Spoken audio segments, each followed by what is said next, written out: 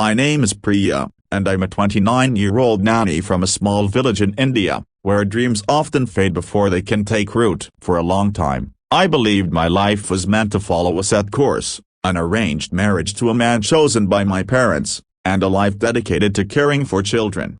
And a household that was never truly mine, but I wanted more. 2 years ago I arrived in the United States full of hope for a fresh start. I was hired by the Harrisons, a wealthy family in Connecticut, to take care of their 2 children, Emily and Jake. The job was perfect. Also, I thought Lisa, the mother, was kind and welcoming. Daniel, her husband, seemed distant at first but polite. The children quickly warmed to me and I loved caring for them. But here I am sitting alone in my small room, overwhelmed with guilt. I've been keeping a secret once so dark that it GWS at me every single day. I'm having an affair with Danielle. Even as I write these words, my chest tightens with shame. Lisa trusts me completely. She's praised me countless times for the care I give her children, for the meals I prepare, for the way I've made their lives easier. And yet I've betrayed her in the worst way possible. It wasn't supposed to happen. I didn't come here looking for this, but Daniel has a way of making me feel seen, understood in a way no one ever has, and now I'm trapped in a web of passion and deceit, unable to free myself, yet consumed by the weight of my actions. Every day I tell myself it's time to stop, to walk away, but the thought of losing in him, even though I know he's not truly mine, is unbearable. This secret affair has become both my greatest escape and my deepest regret. How did it come to this? How did I, a simple girl from India with dreams of a better life, end up here hiding in the shadows of another woman's home? To understand, you have to know how it all began. When I first arrived in the United States, everything felt overwhelming. The air was cold, sharper than anything I'd ever felt back home, and the streets seemed impossibly wide. I had never been away from my family before, and as I walked out of the airport into the chaos of taxis and hurried strangers, I felt a pang of doubt. What was I doing here, thousands of miles away from the only life I'd known? The Harrisons were waiting for me when I arrived at their grand house in Connecticut. It was a sprawling home with white columns, manicured lawns, and large windows that seemed to sparkle even in the weak winter sun. Lisa was the first to greet me, a tall, elegant woman in her late 30s. She hugged me warmly and said, "We're so happy you're here, Priya." Her words, though simple, made me feel seen in a way I hadn't expected. Daniel appeared a moment later, carrying their youngest child, Emily, on his hip. He smiled, a brief but genuine expression, and extended his free hand. "Welcome," he said, his voice deep and steady. The children, Emily and Jake, were charming from the start. Emily was 3, with curly blonde hair and a mischievous grin, while Jake, at 6, was quieter, always clutching a book or some toy he wouldn't share. They seemed to take to me immediately, following me around as I unpacked and peppering me with questions about where I came from and whether I knew how to bake cookies. The first few weeks were a blur of adjusting to my new life. I spent my days caring for the children, preparing their meals, and keeping the house in order. Lisa was busy with her career and social commitments, often leaving early and coming back late. Daniel, on the other hand, worked from home more often than I'd expected. He had a home office on the 2nd floor, and though he kept to himself, I noticed his presence at first. I didn't think much of him. He was polite, but distant, always immersed in work or distracted by his phone. He wasn't overly involved with the children, though he seemed to love them in his own way. I thought he was just another busy American father, preoccupied with providing for his family. But as the weeks turned into months, I began to notice things. The way his voice softened when he spoke to me, the lingering glances when we passed each other in the hallway, the way he would ask about my day even when Lisa was around. At first I dismissed it as harmless kindness. It wasn't until one evening, months after I'd settled into the job, that I started to feel a shift. I had just put the children to bed and was cleaning up the kitchen when Daniel walked in. He was dressed casually in jeans and a sweater, his dark hair slightly tousled as though he'd been running his hands through it. "You don't have to do all that," he said, just as stirring to the dishes I was scrubbing. "It's part of my job," I replied with a smile, though my hands trembled slightly as I worked. He leaned against the counter, watching me for a moment still. He said, "You do more than enough around here. Lisa and I are lucky to have you." Something in his tone made me pause. I looked up at him, and for the first time I felt the weight of his gaze. It wasn't the polite attention of an employer, it was something else entirely. I finished the dishes quickly and excused myself, retreating to my room. But that night as I lay in bed I couldn't stop replaying the moment in my mind, the way his voice had softened, the way his eyes had lingered on mine. From that night on things began to change. Daniel seemed to find more excuses to be around when I was alone. He would ask for my opinion on trivial matters, linger in the kitchen while I cooked, or offer to help with tasks that didn't require his involvement. And though I tried to ignore the fluttering in my chest whenever he was near, it became harder with each passing day. I told myself it was nothing, that I was imagining things, but deep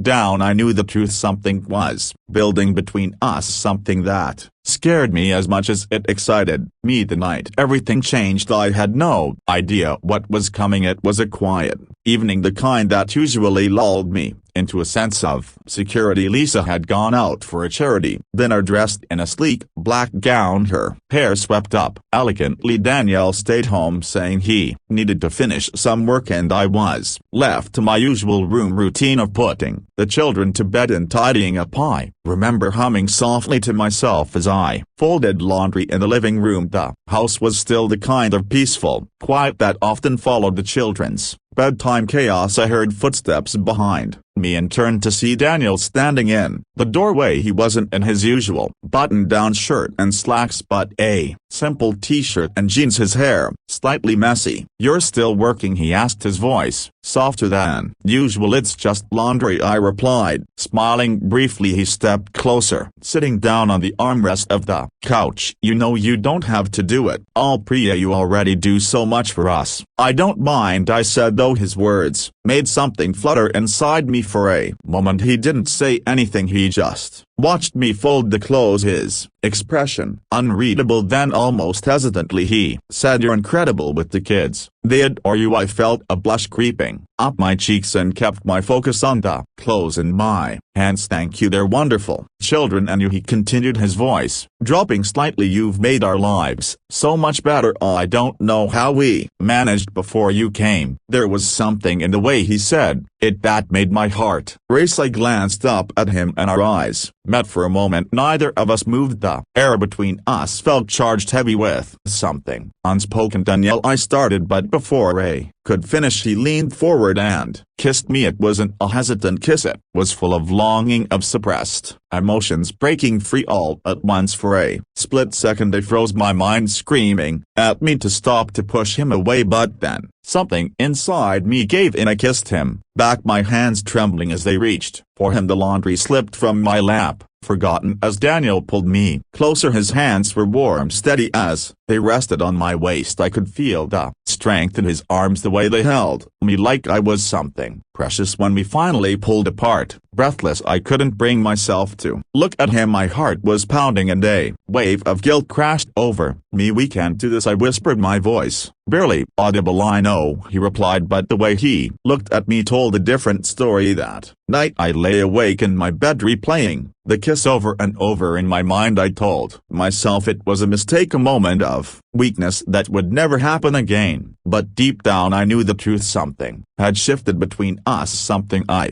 couldn't ignore. The next day I avoided him as much as I could. I focused on my duties, keeping my interactions with him brief and professional, but every time our eyes met I felt the same pull, the same undeniable connection. It wasn't long before we crossed the line again. This time it was in the kitchen. I was chopping vegetables for dinner when he came up behind me, his presence sending a shiver down my spine. "Priya," he said softly, his voice barely above a whisper. I turned to face him, and before I could say anything he cued my face in his hands and kissed me. It was different this time slower, deeper, as if he was savoring every moment. From that point on there was no going back. Our affair began in earnest, filled with stolen moments and whispered secrets. We would meet in the early hours of the morning when Lisa and the children were asleep, or during the brief times when the house was empty. Each time felt more dangerous than the last, but I couldn't bring myself to stop. Daniel had a way of making me feel alive, of making me forget the loneliness I had carried with me for so long. But even in the midst of our passion, I couldn't escape the nagging guilt that followed me everywhere. As much as I tried to ignore it, the weight of what we were doing was always there, lurking in the back of my mind, and yet I couldn't bring myself to walk away. Living a double life was both thrilling and exhausting. By day I was the beautiful nanny, playing with Emily and Jake, helping with their homework and making sure the household ran smoothly. By night I became something else entirely, a woman caught in a whirlwind of forbidden passion. Daniel and I became experts at hiding our affair. We avoided eye contact when Lisa was around, kept our conversations brief and casual, and made sure our stolen moments were hidden behind locked doors or during times we knew no one would disturb us. One afternoon while Lisa was at her yoga class, Daniel and I found ourselves alone in the house. I was organizing the children's toys in the playroom when he walked in, shutting the door quietly behind him. "You've been avoiding me," he said, his voice low but teasing. "I haven't," I replied quickly, though we both knew it wasn't true. He stepped closer, the intensity in his gaze making my heart race. "Priya, you don't have to feel guilty every time you look at me." I looked away, my hands fumbling with a stack of building blocks. "Lisa doesn't deserve this," I whispered. "And what about what I deserve?" he countered, his voice softer. "Now I've been happier these past few months than I have in years. That's because of you." I didn't know how to respond to that. His words made my chest tighten with both guilt and longing. Before I could think of what to say, he reached out and tucked a strand of hair behind my ear, his fingers brushing my skin. "Priya," he said, his voice barely above a whisper,